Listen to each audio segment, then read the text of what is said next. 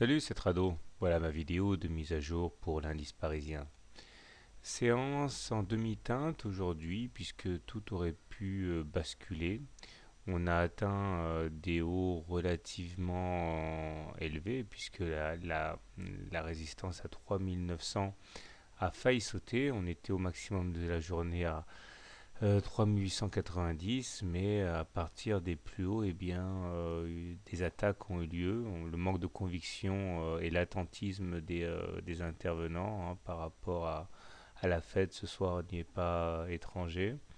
Alors, du coup, on vient terminer juste au-dessus de la moyenne mobile à cette séance et ceux qui ont fait le pari, qui ont choisi l'option d'acheter les enfoncements avec la M7, eh bien, s'en sortent relativement bien.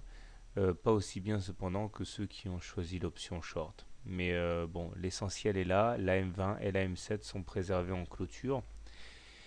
Les indicateurs par contre adoptent un profil mitigé, puisque le MACD était à deux doigts de basculer au-dessus de son signal et il n'en a rien été. C'est au contraire une plongée sous le signal qui a lieu aujourd'hui.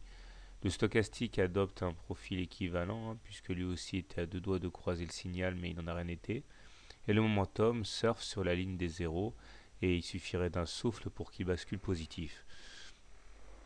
Nous avons toujours le canal rose qui tient, ce qui veut dire que graphiquement on est toujours en tendance haussière, ce qui signifie également que l'objectif de la tasse avec anse, tout comme l'objectif du drapeau, reste valable et pointe au minimum les 3950-4000.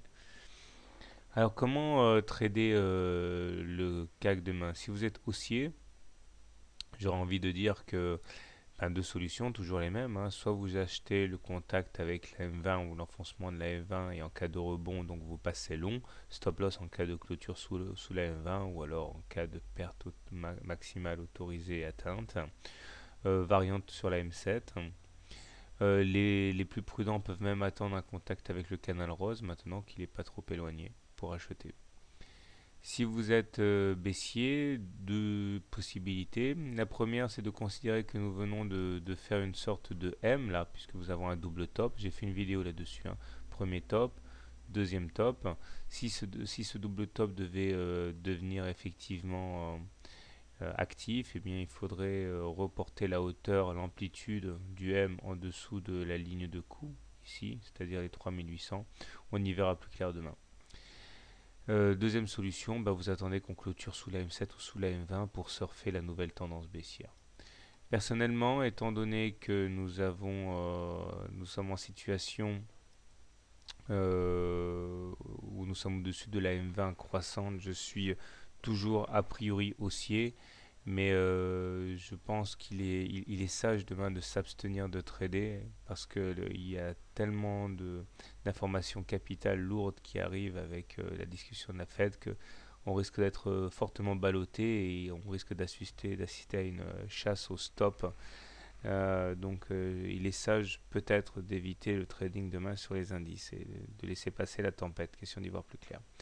Voilà, bonne soirée, bon trade, à demain.